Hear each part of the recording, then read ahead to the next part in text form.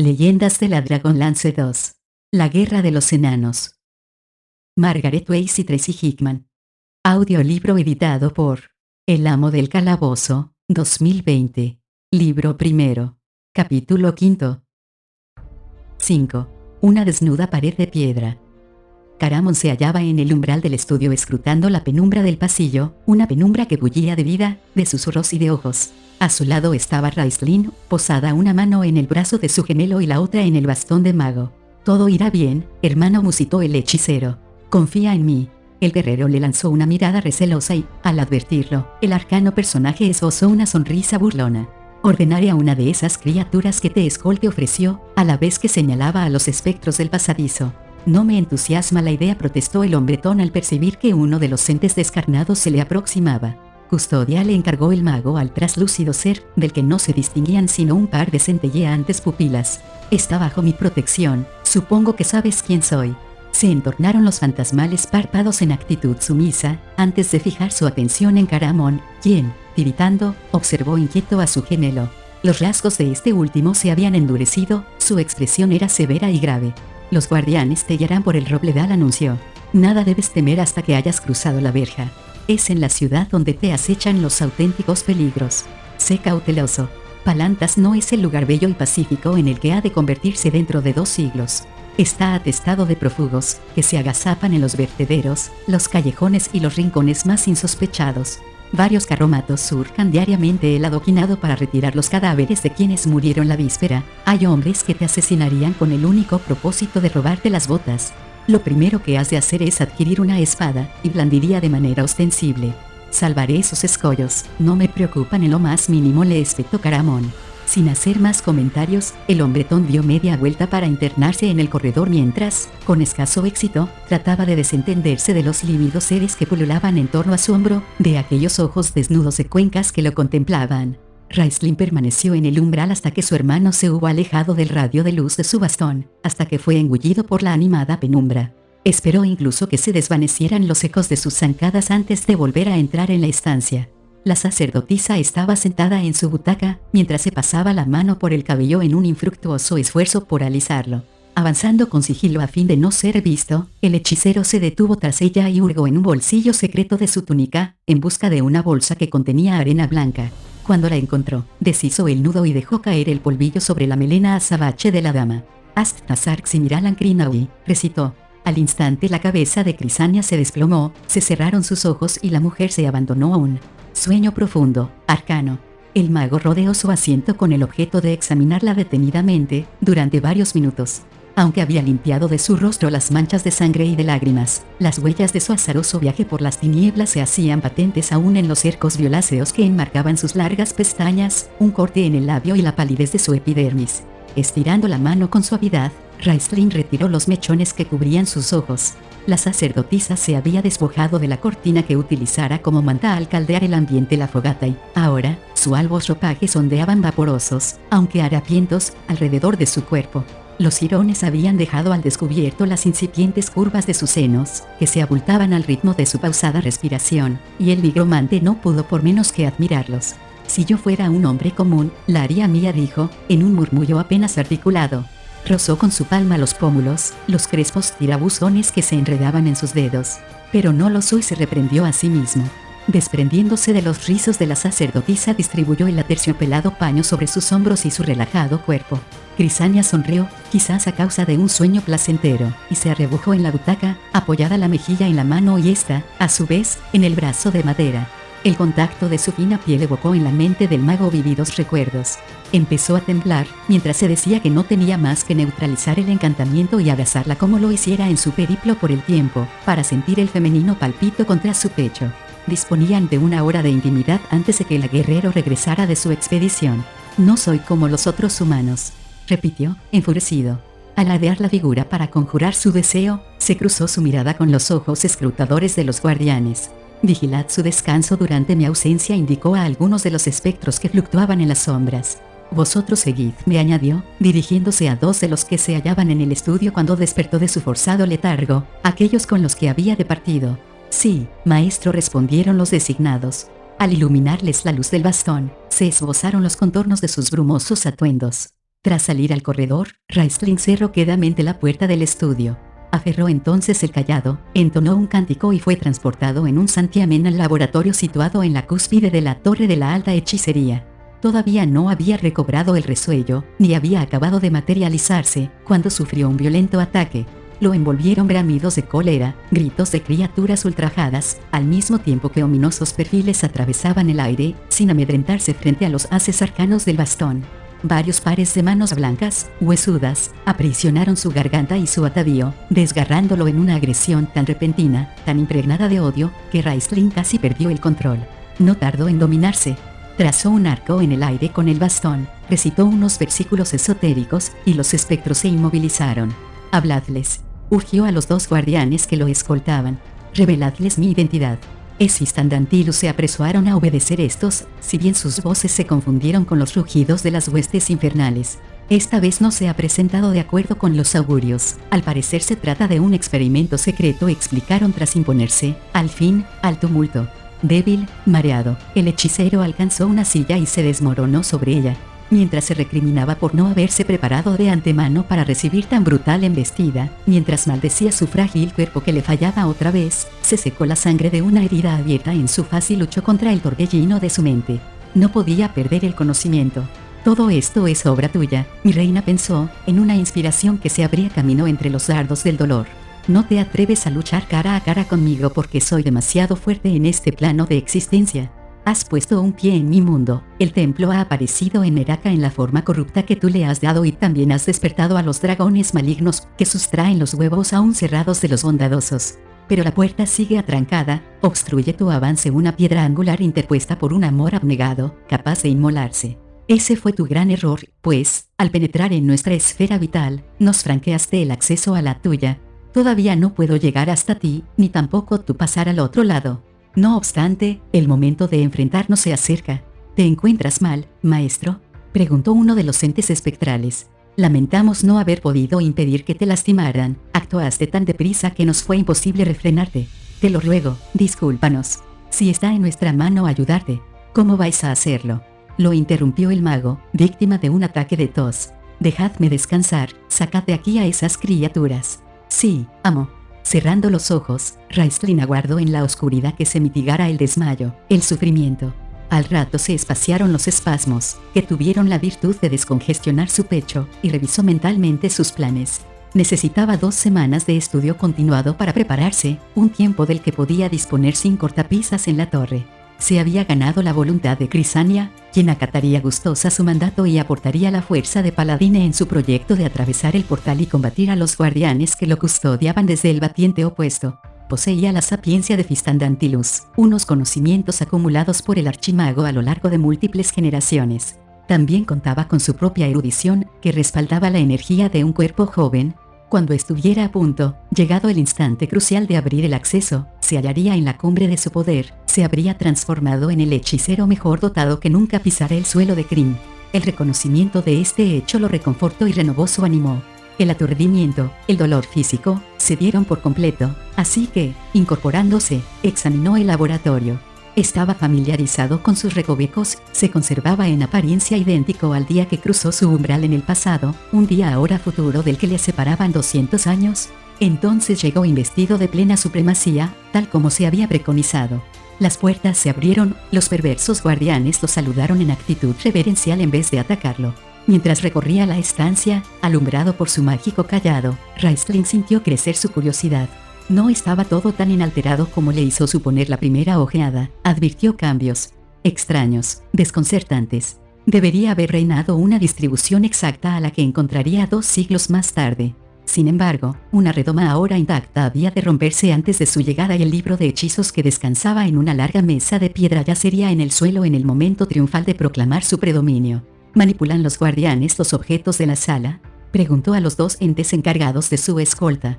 No se detuvo para esperar la contestación. Los pliegues de sus ropajes crujieron contra sus tobillos a causa del movimiento que les imprimió en su deambular hacia la parte trasera del inmenso laboratorio, en busca del acceso que nunca se abría. «No, maestro», respondió atónito uno de los espectros. «No se nos permite tocar nada». El nigromante se encogió de hombros.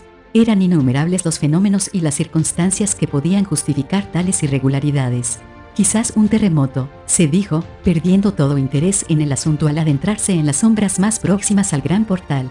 Alzó el bastón de mago a fin de ampliar su refulgente cerco y las tinieblas se disolvieron, huyeron bajo su influjo del extremo donde debía erguirse la hoja con sus tallas de platino representando 5 cabezas de dragón, provista de una cerradura de plata que ninguna llave en Krynn era capaz de desatrancar. Mientras mantenía el bastón en alto, Raistlin se quedó sin resuello. Durante varios minutos no atinó sino a contemplar su objetivo hipnotizado, vació sus pulmones, ardientes y arremolinadas sus cábalas. Luego, cuando pudo reaccionar, brotó de sus labios un bramido de ira que sacudió los cimientos de la torre, azotando la imperecedera negrura. Tan espantoso fue el grito, tan estentóreos sus ecos en los corredores del edificio, que los guardianes se agazaparon en sus halos de oscuridad convencidos, ¿acaso?, de que la temible reina había irrumpido en las dependencias. Caramon oyó la manifestación de cólera al traspasar la puerta lateral de la mole. Asaltado por un súbito pavor, soltó los paquetes que cargaba y, con mano trémula, encendió la antorcha que acababa de adquirir. Acto seguido, enarbolando su nueva espada, el fornido guerrero ascendió los peldaños de la escalinata de 2 en 2. Cuando abrió, violentamente, la puerta del estudio, encontró a la sacerdotisa en su butaca. Aunque todavía amodorrada, Crisania miraba inquieta su entorno. «He oído un alarido», anunció, a la vez que se frotaba los ojos y se ponía en pie. «¿Cómo estás?», indagó Caramon, sin aliento tras la veloz escalada. «Perfectamente», respondió ella, perpleja. Al adivinar los temores del hombretón, se apresuró a agregar: «No he sido yo. Creo que me quedé dormida, y ese aullido me ha despertado de mi letargo». «¿A dónde ha ido Raíz?», inquirió el guerrero. «Raistlin», repitió la dama alarmada y, de no impedírselo el musculoso brazo de Caramon, habría salido de la estancia a toda carrera.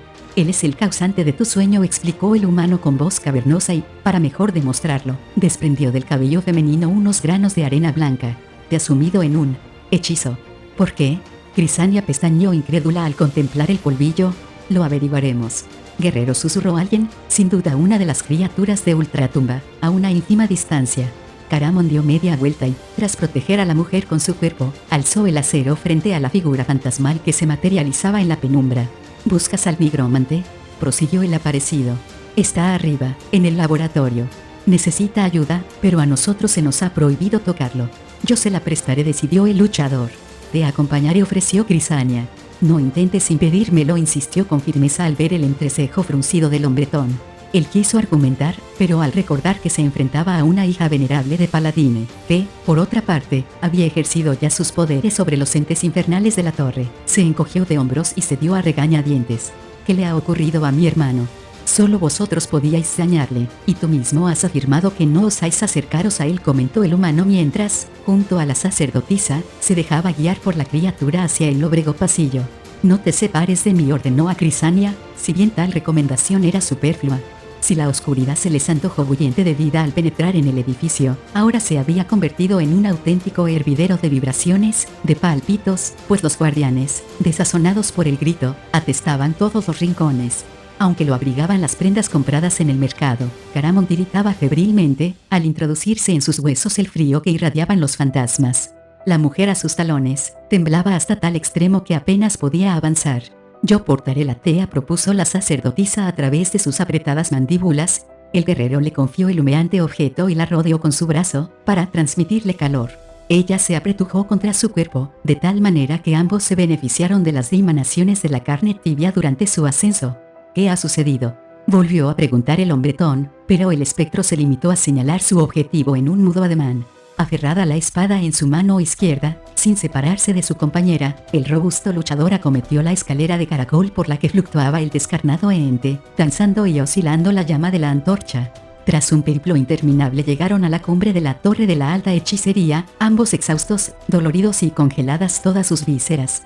«Tenemos que descansar», dijo Caramon, tan tumefactos sus labios que apenas logró articular las palabras.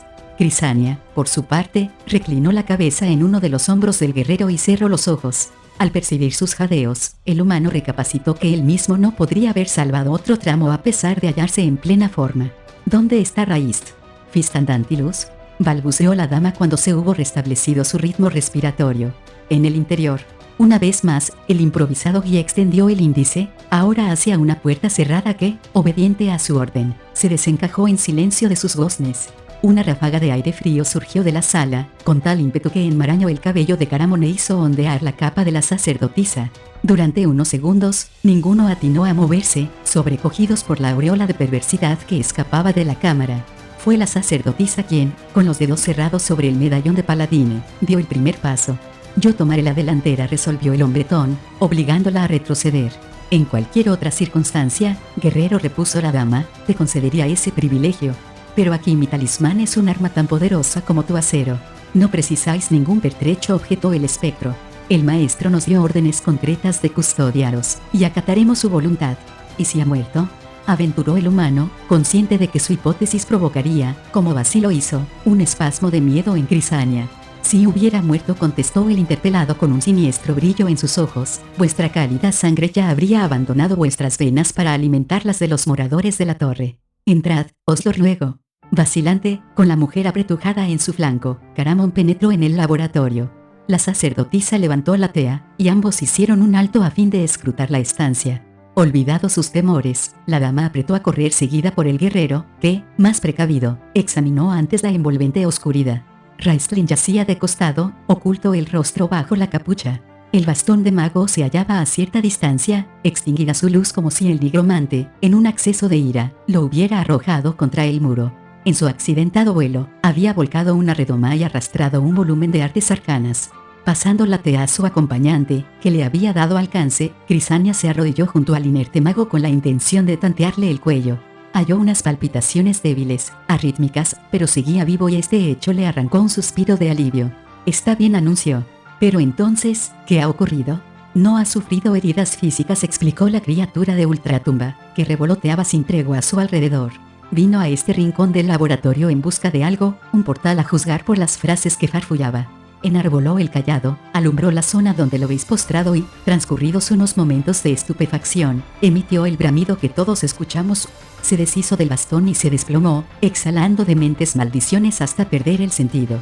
Caramon permaneció largo rato callado, ansioso por desentrañar aquel galimatías en su mente. Al fin, persuadido de haber encontrado la respuesta, alumbró el muro y murmuró: empiezo a vislumbrar la causa de su disgusto, de su desfallecimiento. ¿No lo entiendes?, preguntó a la sacerdotisa. Aquí no hay más que una desnuda pared de piedra. Libro primero. Capítulo sexto. 6. El cronista y el mago. ¿Cómo sigue?, preguntó Crisania, en voz baja, al entrar en la habitación. Tras descubrirse la encapuchada cabeza, la sacerdotisa desanudó su capa para dejar que Caramon la retirara de sus hombros. Desasosegado, contestó el guerrero, puesta la mirada en un sombrío rincón. Aguarda impaciente tu regreso. Ojalá trajera mejores noticias, murmuró la dama mordiéndose el labio. Yo me alegro de que no sea así, repuso él, a la vez que doblaba la holgada prenda de la sacerdotisa y la depositaba sobre una silla. Quizá desista de su insensata idea y vuelva a casa. No puedo, empezó a decir Crisania, pero la interrumpió una tercera voz. Si ya han concluido vuestras confabulaciones, hija venerable, te ruego que te acerques y me comuniques el resultado de tus pesquisas. La sacerdotisa se ruborizó y, tras contemplar irritada a Caramon, se apresuró a cruzar la estancia hacia el lugar donde yacía Raistlin sobre un improvisado camastro, cerca del fuego. El acceso de furia del mago les costó a todos un alto precio. Su hermano lo transportó desde el laboratorio al estudio y la dama le preparó un lecho en el suelo. Después de acomodarlo del mejor modo posible, Crisania asistió impotente a sus delirios y a los esfuerzos del hombretón, tan solícito como se mostraría una madre al prodigar cuidados a su hijo enfermo. Sin embargo, poco pudo hacer por el frágil hechicero. El desmayo de Raistlin se prolongó más de una jornada, en la que no cesó de balbucear frases inconexas. Hubo un momento en el que despertó y emitió un grito de pánico, pero pronto volvió a zambullirse en la negrura donde vagaba su espíritu. Privados de la luz del bastón de mago, que el fornido humano ni siquiera osó tocar y hubo de dejar en el laboratorio, la sacerdotisa y él se acurrucaron al lado del nigromante.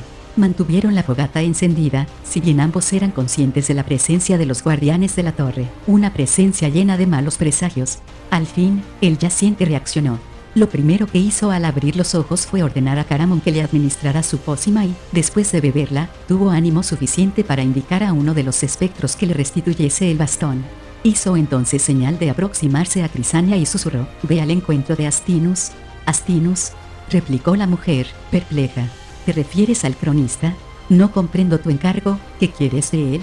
Las pupilas de Raistlin se iluminaron, una sombra de color se dibujó en sus lívidos pómulos con un brillo febril. El portal no está donde debería. Se encolerizó, apretando los dientes y retorciendo las manos de ira. Empezó a toser, mas esta circunstancia no atenuó el fulgor de su mirada. No hagas preguntas pueriles y obedéceme. Tan imperioso fue su mandato, que la dama retrocedió asustada. El hechicero, sin aliento, tumbóse de nuevo en el jergón, mientras el guerrero observaba preocupado a Crisania quien, en un intento de recobrar la compostura, se había encaminado al escritorio y fingía estudiar los amarillentos volúmenes de magia que en él se apilaban. No te precipites, señora, le suplicó el humano. No estarás pensando en ir, ¿verdad? ¿Quién es el tal Astinus? Además, no puedes aventurarte en el robledal de Shoikan sin un talismán. Tengo un talismán, replicó la dama, me lo entregó tu gemelo cuando nos conocimos. Y, en lo que atañe a Astinus, es el conservador de la biblioteca de Palantas, donde ocupa su existencia en registrar la historia de Kryn. Quizás sea así en nuestro tiempo, pero ahora todavía no ha nacido, le corrigió el guerrero, exasperado. Recapacita, hija venerable. Eso hago, lo atajó Crisania, molesta por su ignorancia.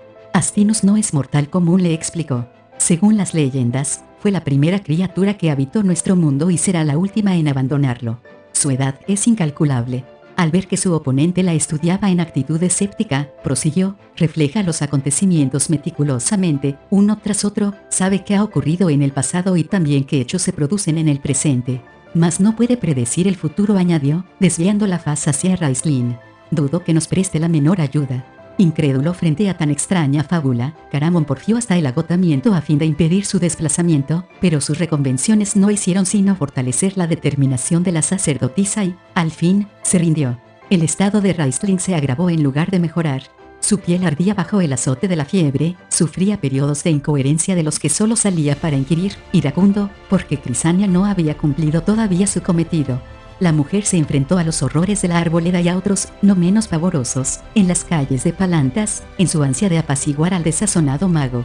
Ahora, terminada su misión, se arrodilló a los pies del camastro, donde contempló inerme el esfuerzo que hizo el enfermo al incorporarse, ayudado por su hermano.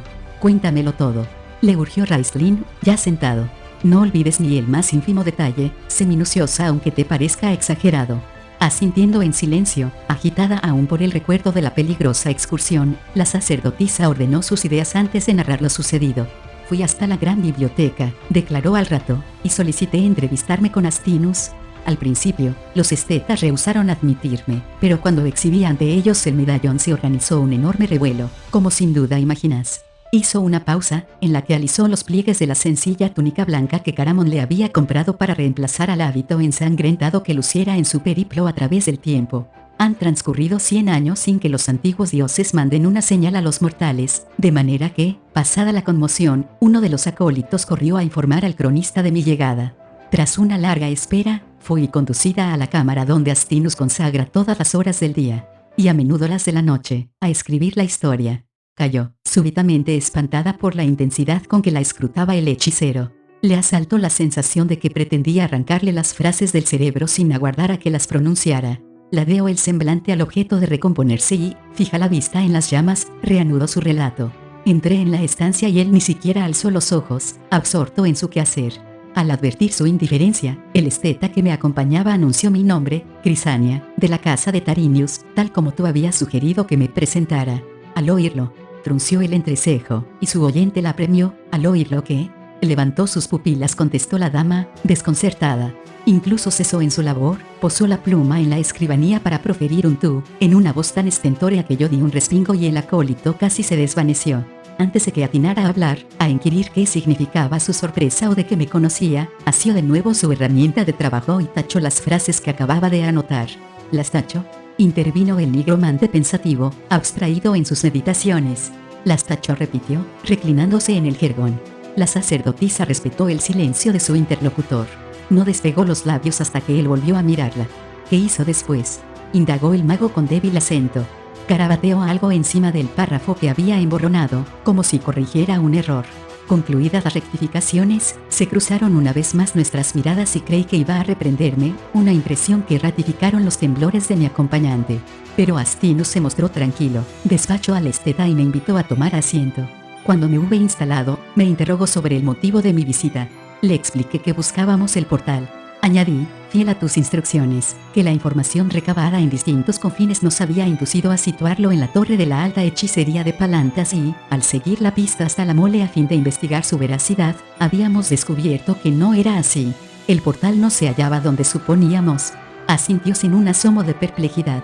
El acceso fue trasladado cuando el príncipe de los sacerdotes trató de apoderarse del edificio, reveló, por razones de seguridad. Es posible que con el tiempo sea devuelto a su emplazamiento de origen, pero por ahora ocupa su lugar un muro de roca.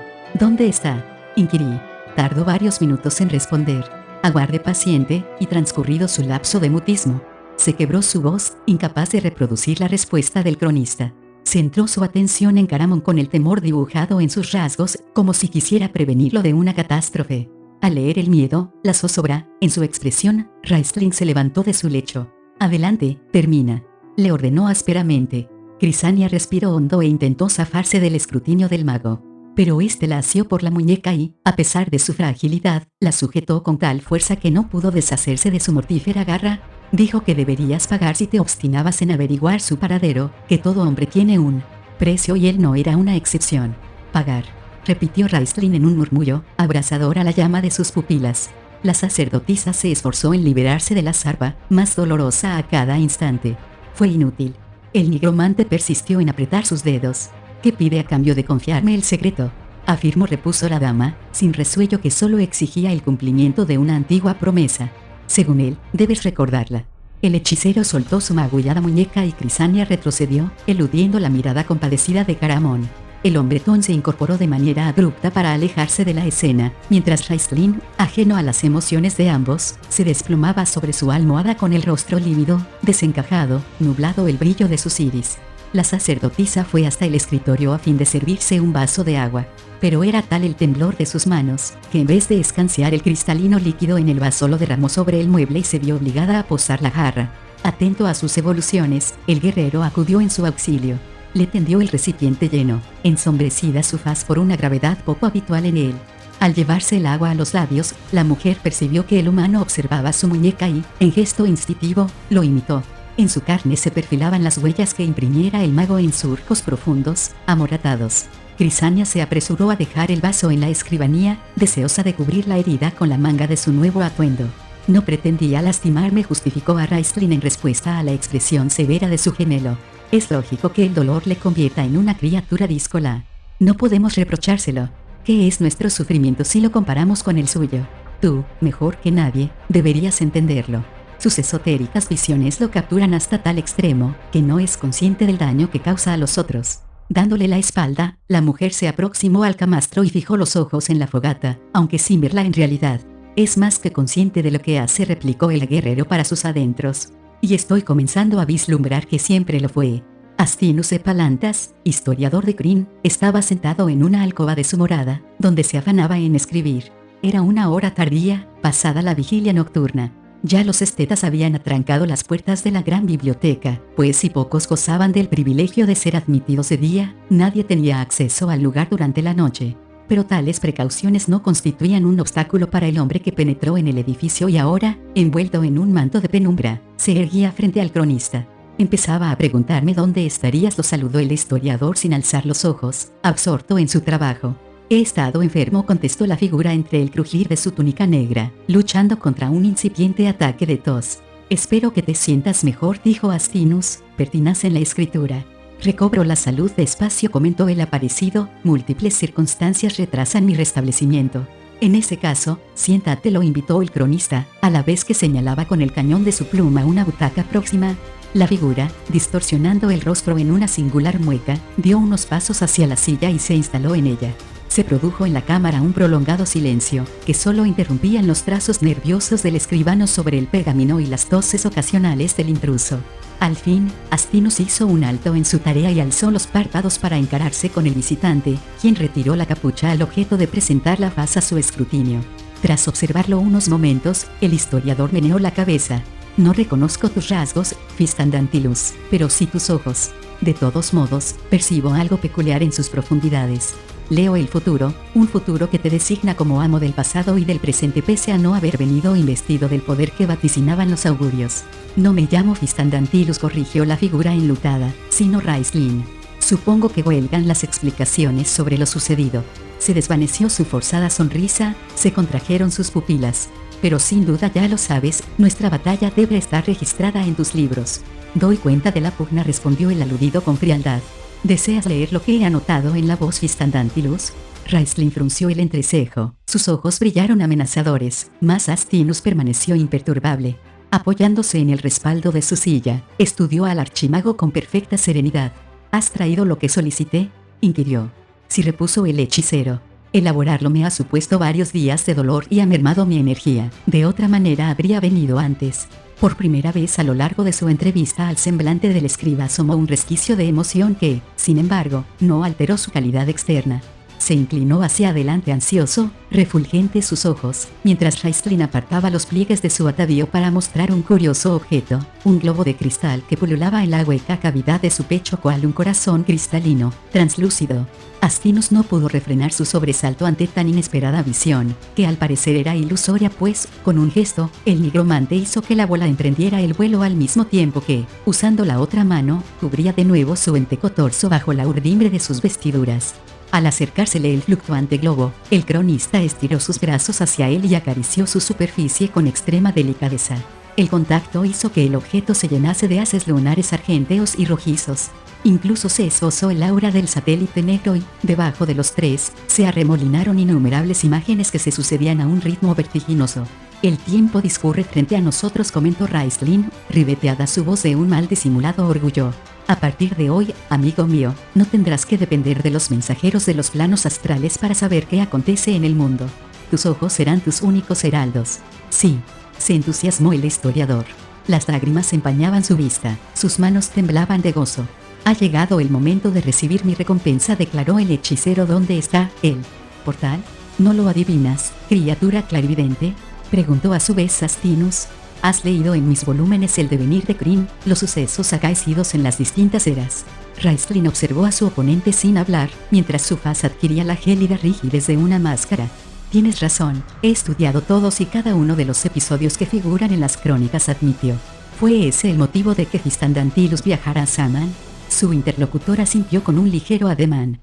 Saman, prosiguió el archimago, una fortaleza arcana enclavada en las llanuras de Dergot, cerca de Torvardin, la patria de los enanos de las montañas. Se trata de un bastión erigido en una tierra controlada por esos seres, continuó, inexpresivo cual si hojeara las páginas de un libro de texto. Allí se dirigen ahora sus parientes, los enanos de las colinas, bajo el acoso de la perversidad que ha consumido al continente desde el cataclismo, al objeto de pedir refugio en su antiguo hogar de las cumbres. En efecto, intervino el cronista. Con todos esos datos, tú mismo puedes esclarecer el enigma. Eso me temo. El portal se oculta en las mazmorras de Saman, concluyó el nigromante. Fistandantilus participó desde ese reducto en la última de las guerras enaniles. ¿Participará?, rectificó Astinus. Cierto. Sea como fuere, el gran maestro tomará parte en la pugna que ha de decidir su destino, su muerte, si las leyendas no mienten. Raistlin se sumió en el silencio. Luego, de manera súbita, se levantó y caminó hacia la escribanía, donde, haciendo el tomo en el que trabajaba Astinus, le dio la vuelta. El conservador de la biblioteca espió sus movimientos con un interés desapasionado. Aciertas en tu apreciación, procedo del futuro, murmuró sin dejar de escudriñar la escritura todavía húmeda del pergamino. He leído las crónicas salidas de tu pluma, incluso recuerdo lo que apuntarás aquí, agregó, y señaló un espacio en blanco. En el día de hoy, pasada la hora de la vigilia, cayendo hacia él. 30. Fistandantilus me trajo el globo donde se refleja el paso del tiempo presente, recitó de memoria. Astinus nada dijo, pero el archimago insistió, henchido su acento de cólera. ¿Redactarás aquí ese párrafo? El aludido calló, aunque manifestó su asentimiento mediante una inclinación de cabeza. Así pues, todas mis acciones estaban previstas, se lamentó el hechicero. Cerró el puño violentamente y, cuando volvió a tomar la palabra, su voz delató el esfuerzo que hacía para controlarse. Unos días atrás vino a visitarte la sacerdotisa Crisania. Me explicó que estabas escribiendo al entrar ella y, después de reconocerla, borraste algo. Déjame ver qué fue. El historiador exhibió una mueca de disgusto, remiso a obedecer. Muéstramelo. El apremio del mago surgió en un alarido casi inarticulado. Depositando el globo en un ángulo de la mesa, donde la esfera se mantuvo suspendida, Astinus levantó las manos de su perímetro. La luz parpadeó, el objeto se oscureció y se vació de imágenes. Sin prestarle atención, a pesar suyo, el singular personaje rebuscó en el mueble hasta encontrar un volumen encuadernado en piel, que abrió sin titubeos por la página requerida. Colocó entonces el tomo frente a Raistlin y lo invitó a examinarlo. El nigromante centró de inmediato la vista en una línea donde, sobre un nombre emborronado pero legible, aparecía otro. Cuando enderezó la espalda, provocando un roce en su túnica al enlazar las manos bajo las bocamangas, su faz había asumido una lividez mortífera aunque no exenta de serenidad. «Esto altera el tiempo», aseveró. «Esto no altera nada», replicó Astinus. La sacerdotisa ocupó un lugar que en principio no le correspondía, pero tal cambio carece de importancia. La historia sigue su curso, inviolada. ¿Y me arrastra en su fluir? Sí. Nunca la modificarás, a menos que tengas el poder de desviar el cauce de un río arrojándole un guijarro, sentenció el cronista. Raistlin le lanzó una penetrante mirada y esbozó una sonrisa antes de señalar, retador, el globo. «Contémplalo», Astinus lo conminó, «y pon tus sentidos alerta. El guijarro no tardará en dibujarse en el interior de la esfera. Y ahora, criatura eterna, debo despedirme». Se desvaneció al instante y el historiador quedó solo en la cámara, absorto en sus reflexiones. Transcurridos unos minutos, volteó el pesado ejemplar a fin de leer una vez más el evento que registraba cuando irrumpió en la sala la hija venerable. En el día de hoy, hora post-vigilia, subiendo hacia él. 5 llegó a esta biblioteca, enviado por el archimago Fistandantilus y con el propósito de descubrir el paradero del portal, el clérigo de Paladine llamado Denubis. En pago a mi ayuda, Fistandantilus confeccionará lo que me prometió años atrás, el globo que refleja los acontecimientos del presente. Aparecía tachado el término Denubis, que había sustituido por Crisania.